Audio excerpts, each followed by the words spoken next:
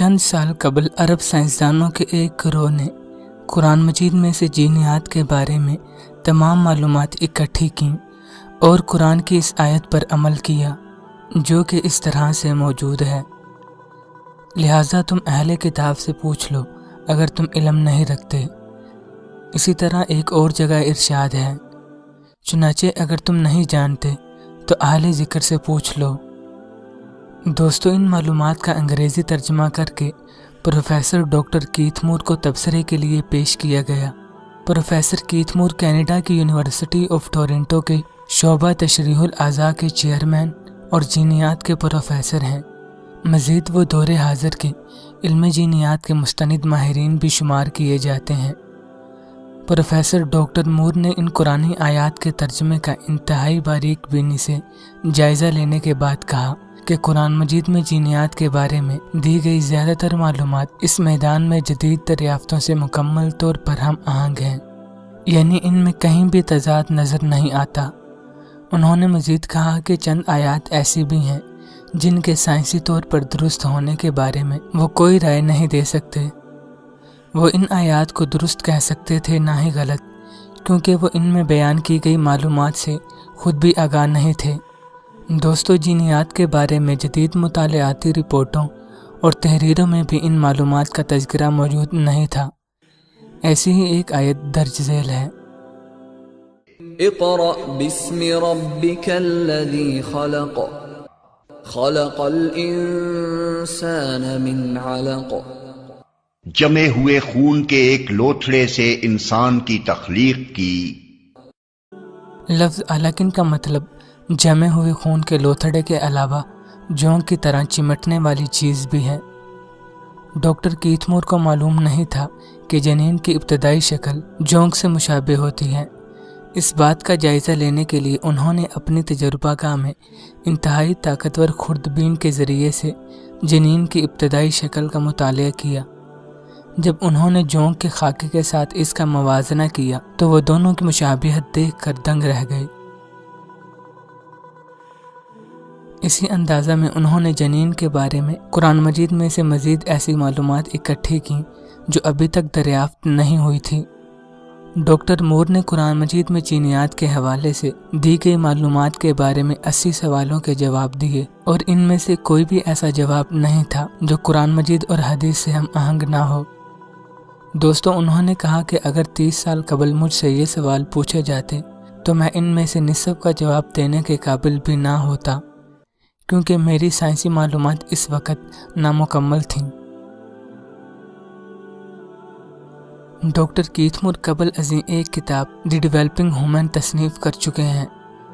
قرآن کریم سے عرفان حاصل کرنے کے بعد انہوں نے 1982 عیسوی میں اسی کتاب کا تیسرا ایڈیشن تحریر کیا، اور یہ کتاب کسی ایک مصنف کی تحریر کردہ بہترین کتاب کے ایوارڈ کی مستحق بھی قرار پائی گئی۔ اس کتاب کا دنیا کی متعدد زبانوں میں ترجمہ کیا جا چکا ہے اور میڈیکل علوم میں جینیات کے شعبے میں سال اول کے طلباء کے نصاب میں بھی شامل ہے۔ 1981 عیسوی میں سعودی عرب کے شہر دمام میں منعقد کی گئی دوسری عالمی طبی کانفرنس میں اظہار خیال کرتے ہوئے ڈاکٹر مور نے کہا کہ انسانی نشوونما کے بارے میں قرآن مجید کے بیانات کی تشریح کرنا میرے لیے خوشی اور اطمینان کا باعث ہے۔ مجھ پر یہ بات عیاں ہوئی ہے کہ محمد صلی اللہ علیہ وسلم کو علم و حکمت کی یہ باتیں ضرور اللہ ہی نے بتائی ہیں، کیونکہ کئی صدیاں قبل تک بھی انہیں دریافت نہیں کیا جا سکا تھا۔ مجھ پر یہ بات بھی ثابت ہوئی کہ محمد صلی اللہ علیہ وسلم اللہ کے پیغمبر ہیں۔ امریکی شہر ہیوسٹن کے بیلر کالج آف میڈیسن کے صدر شعبہ حمل و زچگی کے ڈاکٹر جوئے سمپسن علانیہ کہتے ہیں، یہ احادیث یعنی محمد صلی اللہ علیہ وسلم کے ارشادات اس دور کے سائنسی علم کی بنیاد پر ہو ہی نہیں سکتے جس دور میں یہ تحریر کی گئی۔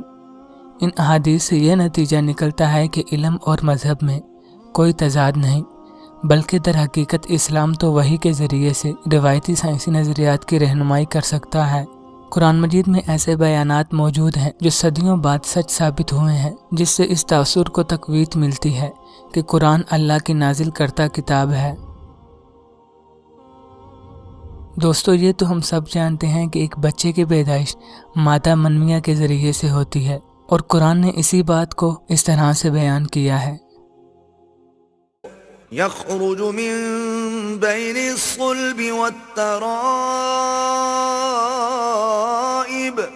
تو انسان کو دیکھنا چاہیے کہ وہ کاہے سے پیدا ہوا ہے، وہ اچھلتے ہوئے پانی سے پیدا ہوا ہے جو پیٹھ اور سینے کے بیچ میں سے نکلتا ہے۔ دوستو، جین کے مراحل میں نر اور مادہ کے تولیدی اعضاء یعنی خلیے اور بیضہ دانیاں گردے کے قریب ریڑھ کی ہڈی 11ویں اور 12ویں پسلیوں کے درمیان سے نشونما پانا شروع کرتے ہیں اور پھر نیچے بڑھتے جاتے ہیں۔ مادہ کی بیضہ دانیاں پیلوس میں جا کر رک جاتی ہے، جبکہ نر کے خلیے نیچے بڑھتے جاتے ہیں حتیٰ کہ پیدائش سے قبل اعضائے تولید کے ذریعے خصیہ دانی یعنی سکروٹم تک پہنچ جاتے ہیں۔ بلوغت کی عمر میں جب تولیدی اعضاء کے نیچے کی طرف بڑھنے کا عمل مکمل ہو چکا ہوتا ہے، ان اعضاء میں اعصاب اور خون کی فراہمی پیٹ میں ریڑھ کی ہڈی کے قریب سے نکلنے والی خون کی مرکزی شریان کے ذریعے سے ہوتی ہے۔ اسی طرح دوستو مزید ارشاد ہے، ثم جعل نسله من سلالة من ماء مهين، پھر اس کی نسل ایک قسم کے خلاصے سے یعنی حقیر پانی سے بنائی۔ قرآن کریم کم از کم 11 مقامات پر بیان کرتا ہے کہ انسان کو نطفے سے پیدا کیا گیا۔ دوستو، نطفہ مائع کی معمولی سی مقدار یا کپ کو خالی کرنے کے بعد بچ جانے والے مائع کے قطرے کو کہتے ہیں۔ قرآن مجید کی 22ویں اور 23ویں سورہ کی آیت نمبر 15 اور 13 کے علاوہ کئی مقامات پر اس طرف اشارہ کیا گیا ہے۔ سائنس کی حالیہ تحقیق نے تصدیق کر دی ہے کہ عورت کے بیضہ کو باہر آور کرنے کے لیے 30 لاکھ خلیات منی میں سے صرف ایک درکار ہوتا ہے۔ اس کا مطلب یہ ہوا کہ مجموعی طور پر خارج شدہ خلیات کا صرف 0.03% باہر آوری کے لیے ضروری ہوتا ہے، اور اسی بات کو قرآن نے 1400 سال قبل بیان کر دیا۔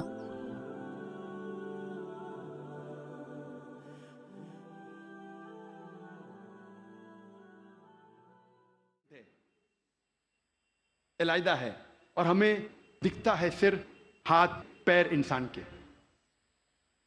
جب یہ ساری آیتوں کا ذکر پروفیسر کیتھ مور کے سامنے رکھا، پروفیسر کیتھ مور نے کہا 80 سوالات جب انہیں پوچھے گئے تھے، انہوں نے کہا یہ سب تو مجھے سائنس نے اب بھی ترقی کیا معلوم پڑا، اور جو بھی نئی چیز انہیں ملی قرآن کے ذریعے حدیث کے ذریعے ان نے اپنی نئی کتاب میں داخل کیا، اور انہوں نے لکھا دا 3rd addition of the developing human.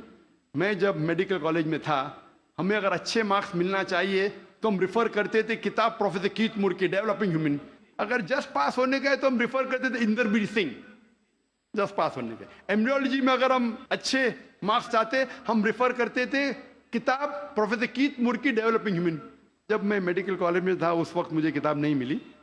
The 3rd edition ان نے نئی چیز جو ملی قرآن اور حدیث کے ذریعے انہیں اپنی کتاب میں داخل کی، جس کے لیے انہیں ایوارڈ ملا تھا best medical book written by single author in that year, سب سے بہترین طب کی کتاب جو کسی ایک لیکھک نے لکھی۔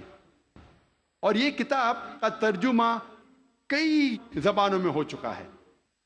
اللہ تعالیٰ فرماتے ہیں سورہ حج میں سورہ نمبر 22 آیت نمبر 5 میں کہ ہم نے انسان کو بنایا علقہ سے بنایا مدغہ، کچھ اعضاء بنے ہوئے کچھ نہیں بنے ہوئے، some organ formed some not formed.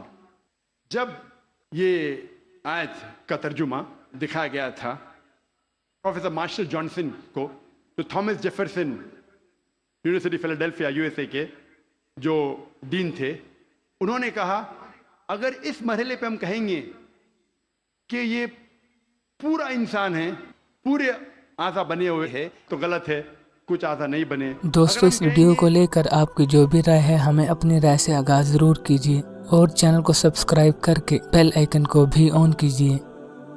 آسمانوں اور زمین کا پیدا کرنا لوگوں کے پیدا کرنے کی نسبت بڑا کام ہے، لیکن اکثر لوگ نہیں جانتے۔ وما يستوي الأعمى والبصير والذين آمنوا وعملوا الصالحات ولا المسيء قليلا ما تتذكرون۔